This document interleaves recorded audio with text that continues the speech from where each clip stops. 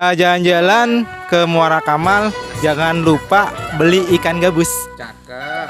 Yo teman-teman, kalau liburan jangan lupa berkunjung ke Pulau Onrus. Assalamualaikum warahmatullahi wabarakatuh. Bertemu lagi di Wahyu MP Channel. Sahabat Wahyu MP Channel, pada episode sebelumnya kita pernah membahas tentang sejarah Pulau Onrus. Kali ini tim Wahyu MP Channel akan mengunjungi Museum Pulau Onrus. Untuk lebih lengkap, mari kita simak liputan tim Wahyu MP Channel dari Pulau Onrus. Oke, teman-teman nih, kita akan pengen ajak explorer nih untuk lebih mengetahui, karena di sini ada Museum Onrus. Terus ada penjara Pulau Onrus seperti apa, nanti kita akan lihat langsung. Dan juga di sini ada komplek makam Belanda. Oh, jadi makam komplek Belanda. Itu khusus orang Belanda aja, Bang? Iya, namanya komplek makam Belanda. Bang, kalau ini apa nih, Bang? Oke, kita kembali di masa peristiwa haji ya, Oh, 1911 sampai 1933. Karena bangunan sisa-sisa meskipun hanya runtuhan aja, ini fungsi yang terakhir sebagai tempat karantina jamaah haji. Karena dulunya pulau ini bisa mengkarantina jamaah haji sebanyak 3.500 jamaah haji. Jadi bangunan hanya sisa runtuhan yang ada di sana dulunya difungsikan sebagai rumah sakitnya.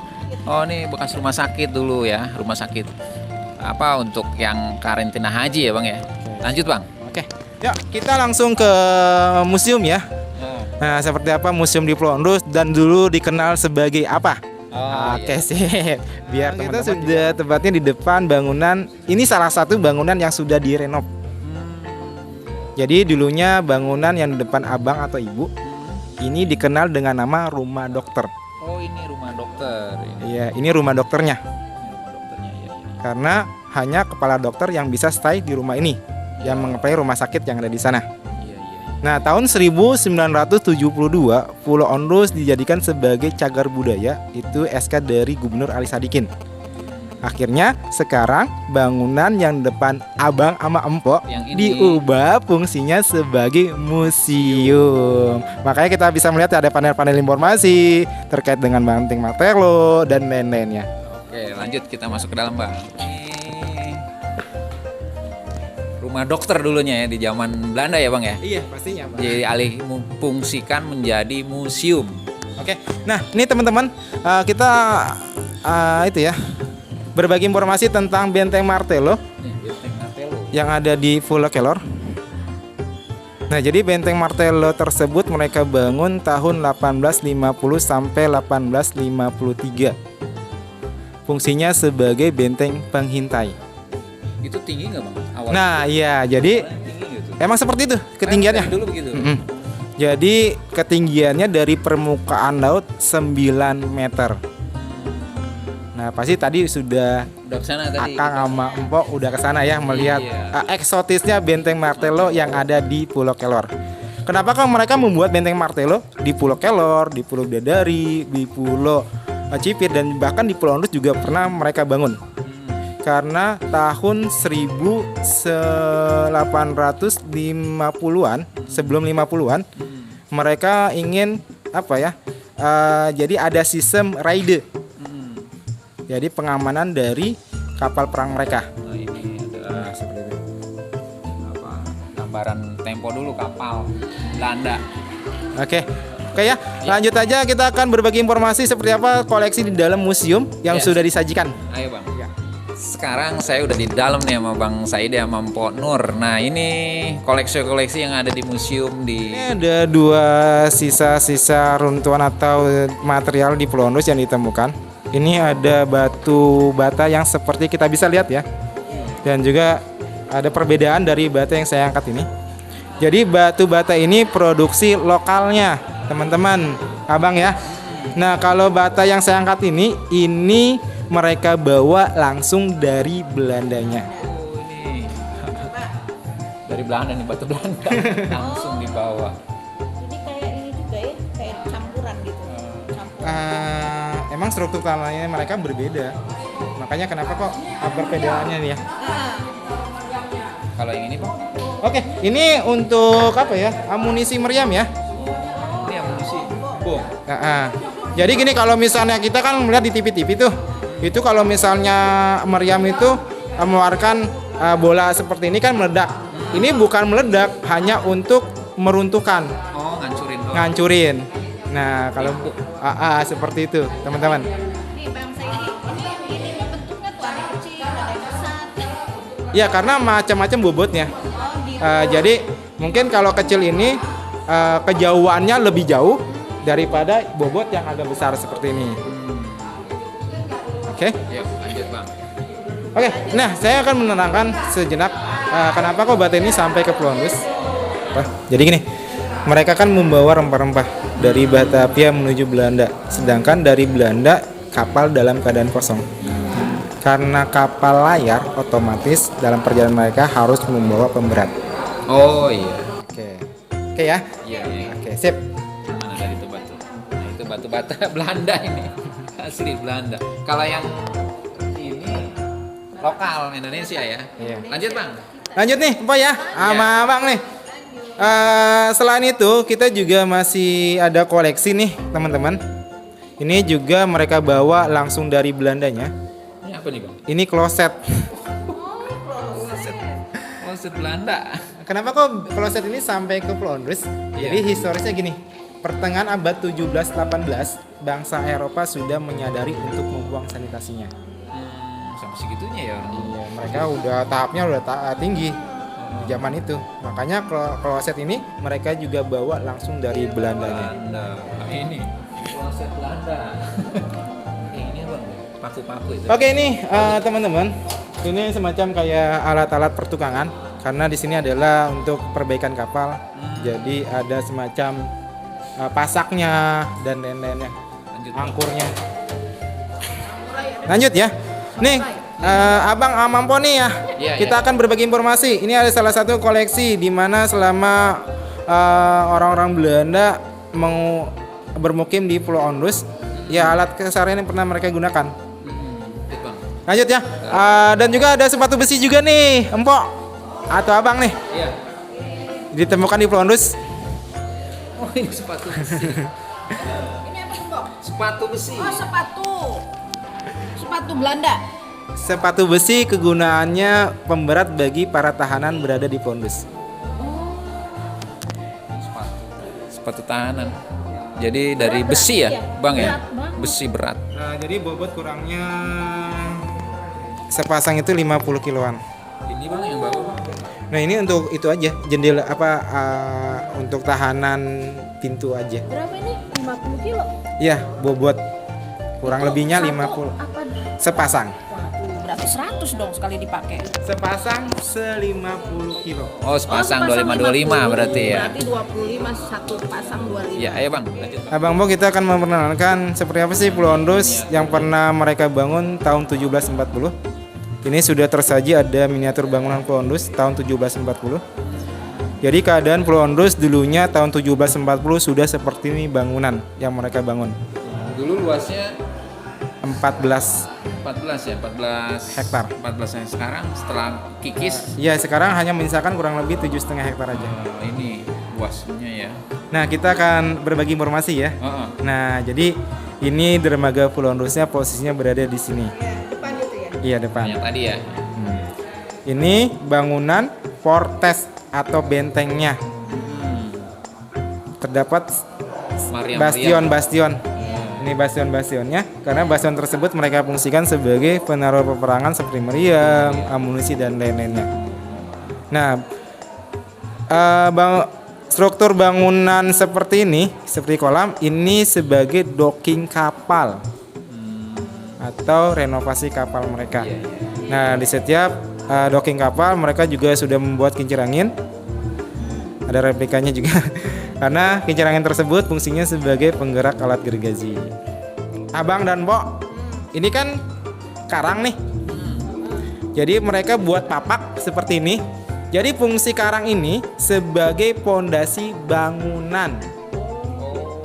Oke, mantap ya.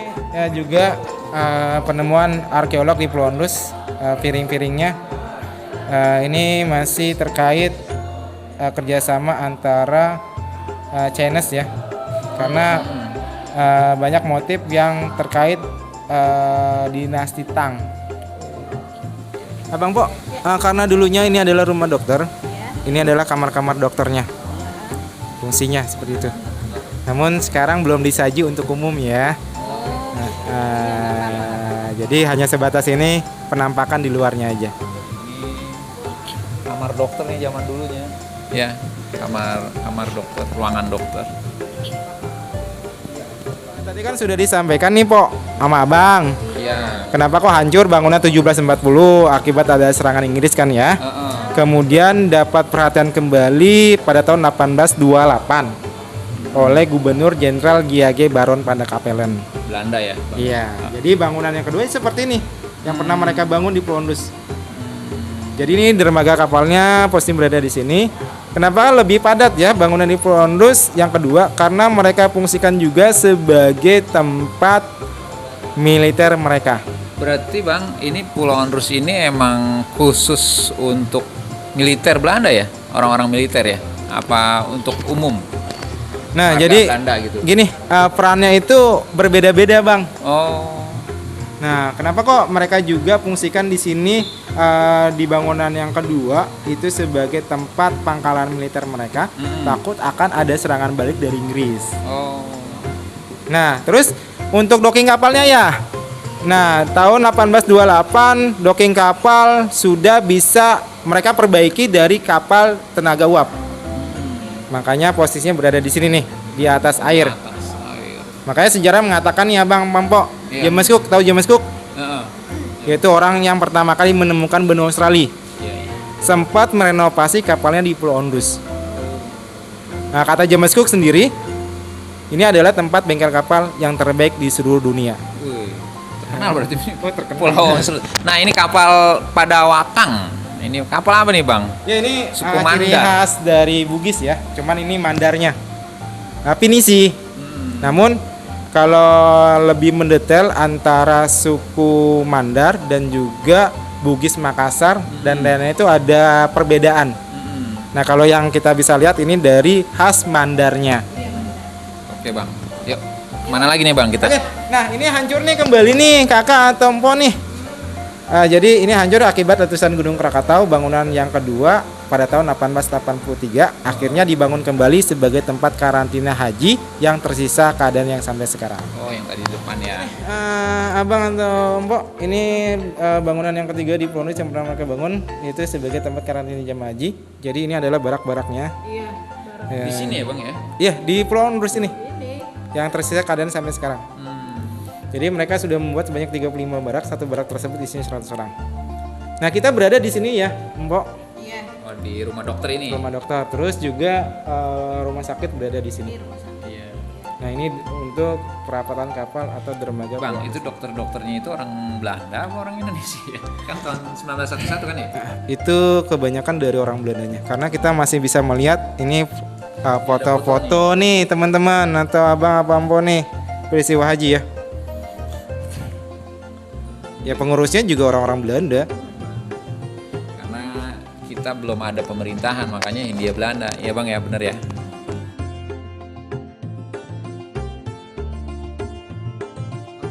Oke Mbak atau Abang nih untuk Mariam yang masih ditemukan sampai sekarang nih keadaannya seperti ini nih.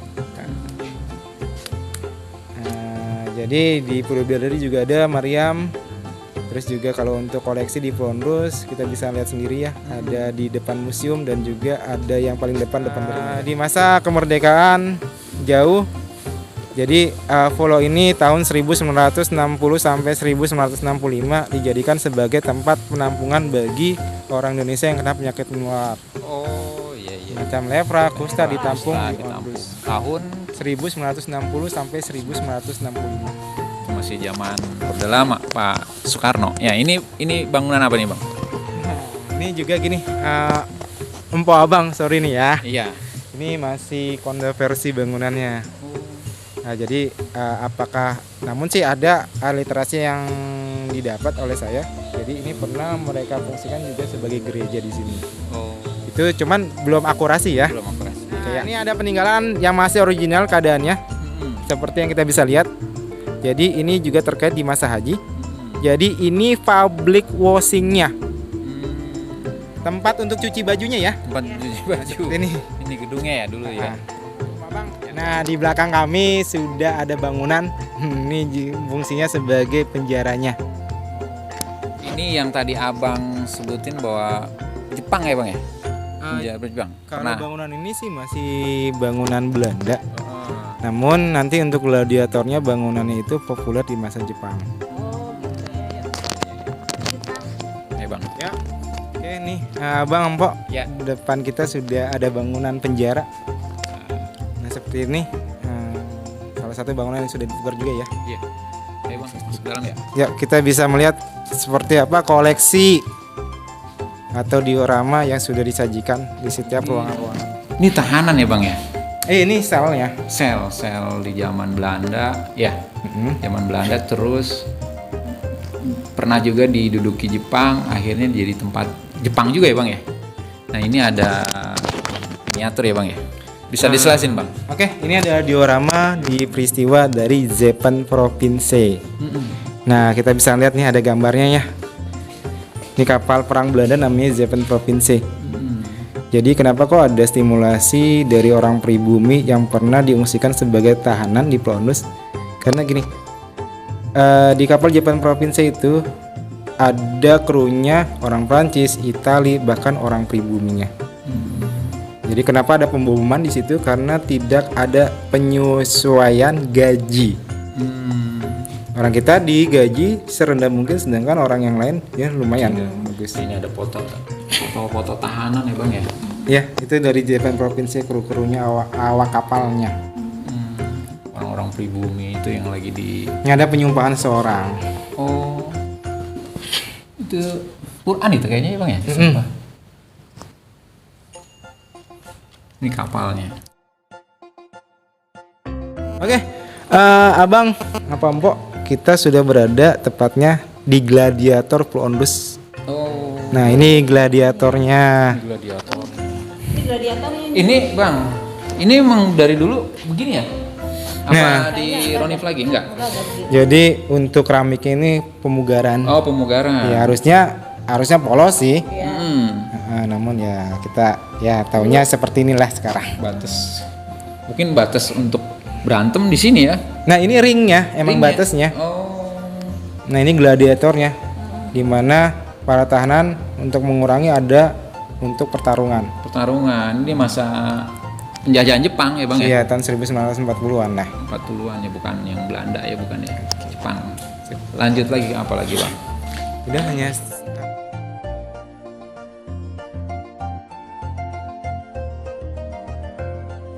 Nah sekarang saya berada di pemakaman Belanda nih bang ya.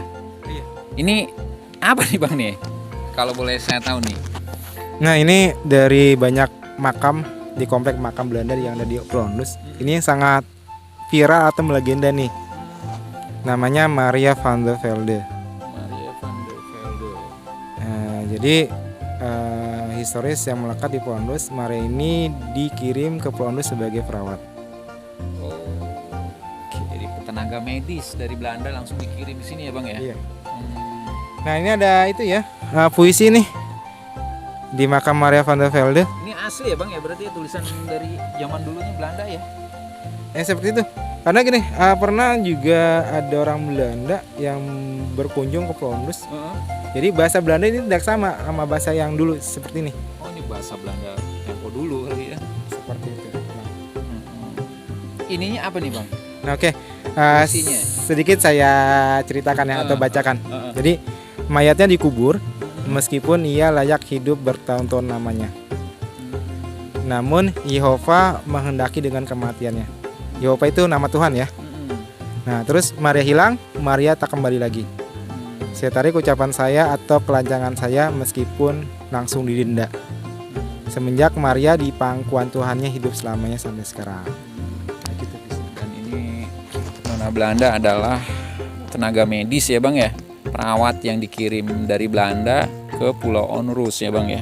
Ini ada di sini nih, ininya tahunnya ya, 1693 sampai 1721 ya bang ya.